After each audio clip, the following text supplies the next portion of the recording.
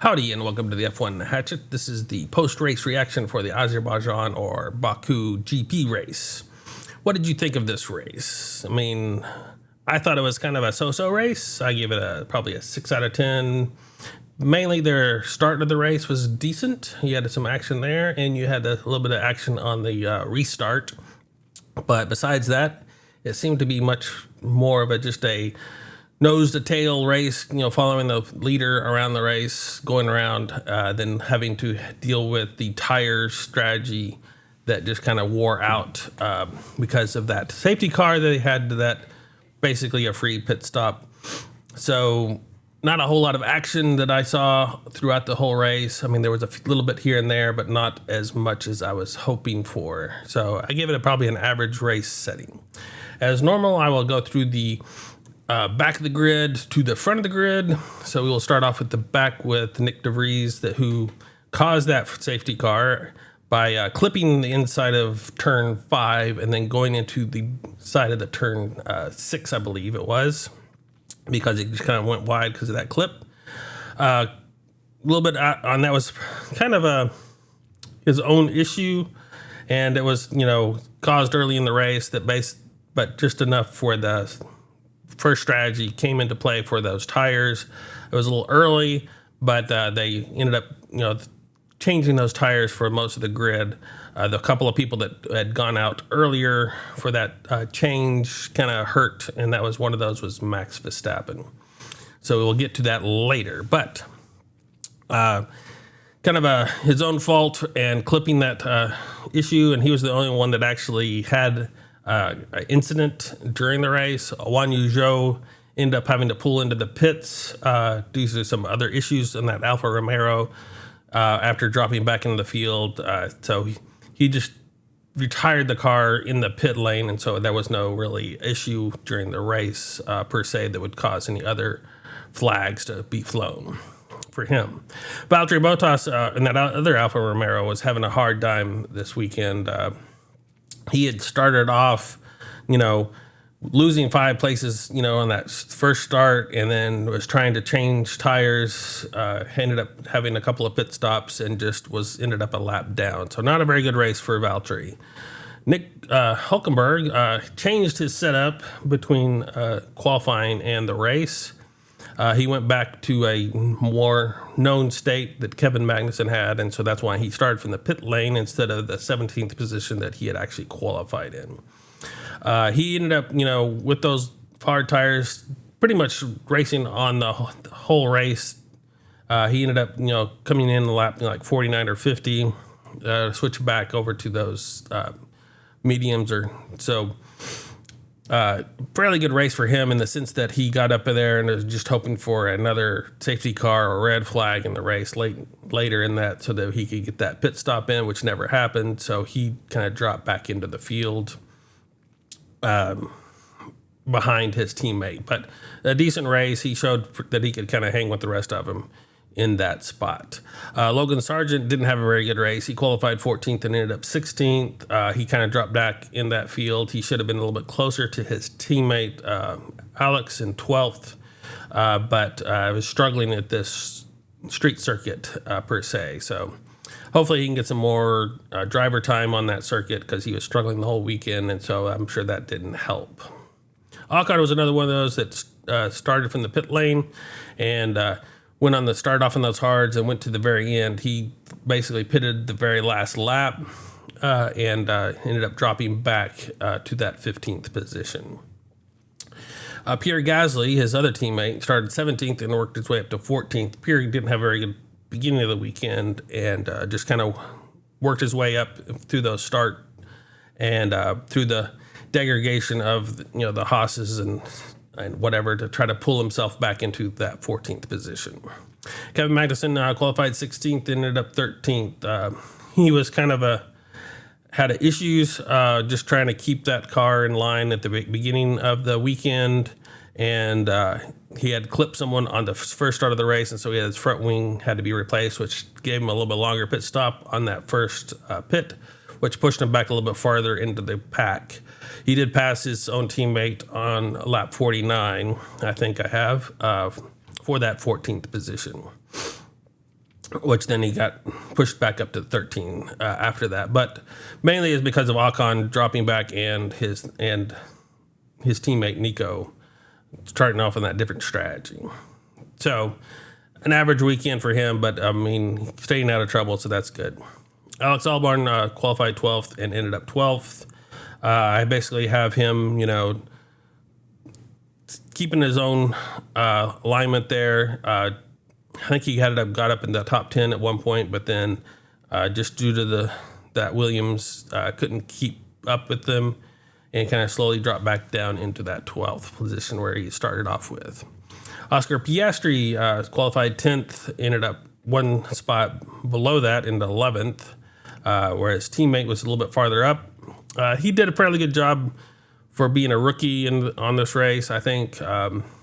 Even though he dropped out of the points, he did a decent job. I don't have a whole lot for him besides, just him passing Nico as Nico's tires wore out and end up right before he pitted. So that's the lower 10.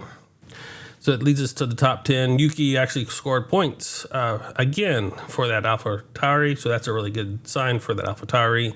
So hopefully they can continue that throughout the season, getting a hold of that AlphaTauri's concept and making it a little bit better, more competitive with the rest of the field. Because a lot of people think that that's the slowest car on the grid at this point in time. I'm not so sure. I think maybe the Alfa Romeos are kind of competing at that at this point in time. So we'll see. But he did a really good job of getting into those points again. I think this is the second race in a row that he has had points for that AlphaTauri. So that's good. Lando Norris qualified 7th and ended up 9th. He just wore his tires out too quick.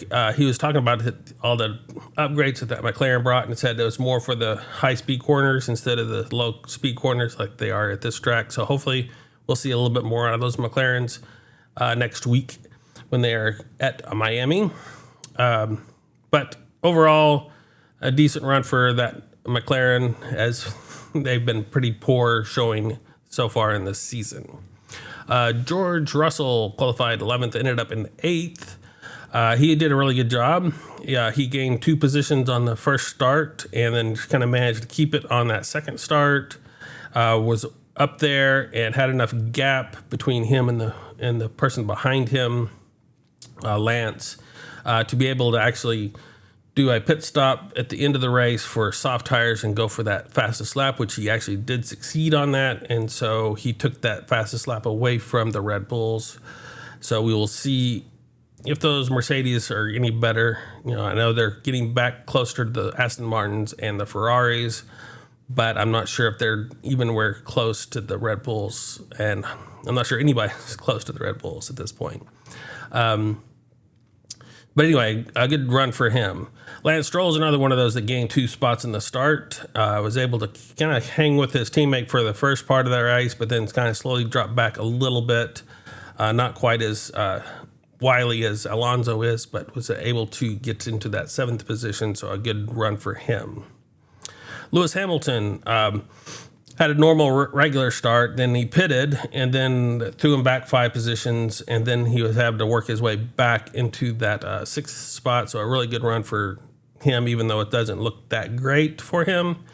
But it was a decent run for Lewis in this setting, so that's good for him. Carlos qualified 4th and ended up 5th. He basically stayed out of trouble, kind of losing a position to Alonso in those runnings, but Carlos was never really comfortable this weekend on the circuit and that Ferrari, so it's a decent showing for him in that Ferrari for this weekend to get decent points at least. Alonso did fairly good, coming in and taking 4th from Sainz, on that restart, and just kind of kept it there. He tried to manage his tires probably a little bit more than he should have, getting a pretty big gap between him and the group ahead of him, thinking that those tires would wear off faster than they did. But they were able to maintain that pace pretty much throughout the race for that pack.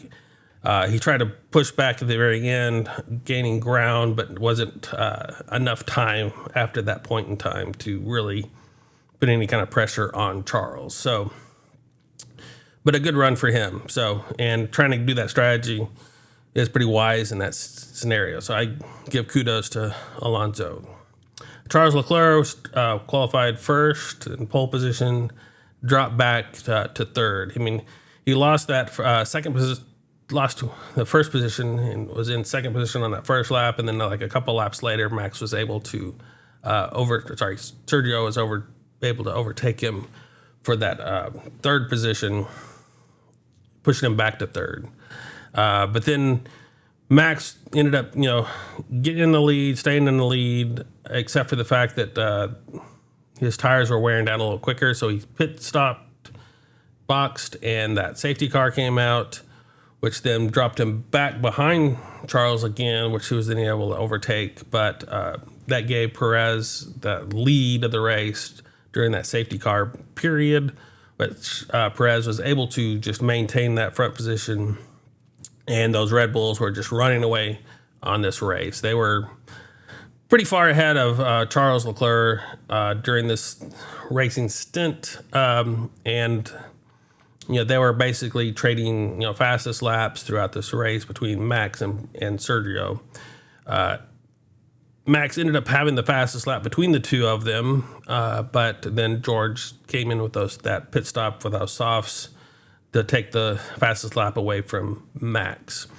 So that gap between the two Red Bull teammates is a little bit shrunken a little bit more than it probably was going to look like, and that's good for all the viewers. Well, hopefully we can get some Mercedes closer into those Ferraris and Aston Martins to have a little bit better of a battle there. The driver's standings pretty much stayed the same, with Max in the lead with 93 points, and as I said, Perez right behind him now in 86. So it's a little bit better of a gap there, closing in. The basic changes there were Charles jumping up to 6th, pushing George and Lance Stroll behind him. The rest of the field pretty much stayed the same, just adding some points to the top 10 runners. And the constructor standings are basically the same. You have Red Bull now with 180 points and Aston Martin behind them with 86. So that Mercedes has kind of gained a little bit with them with that 76. So the big battle there, and then Ferrari closing that gap between Mercedes and them. So those top 4 teams are probably the ones that you're going to have to watch for the constructor standings, which basically means there's going to be a 3-way shootout for second and third, probably. So what did you think of the race? Did you have any concepts of thinking this would be a better race than it was? Did you think that there'd be more carnage because of the safety car that only one came out, and that was just kind of thrown at the kind of last minute, thinking that there may have been just a virtual? But with the sprint race and all the issues during qualifying, I was kind of expecting to be a little bit more chaotic than it was, as I said, kind of leading me to this more average race. So if you want to leave your comments on how you thought the race was, I would appreciate that in the comments below. If you made it this far, please like the video because it helps with the subscriptions. And if you wanted to see what I have for the Miami race, please subscribe so that maybe you'll get notified in that regard. Thank you so much, and I will see you on the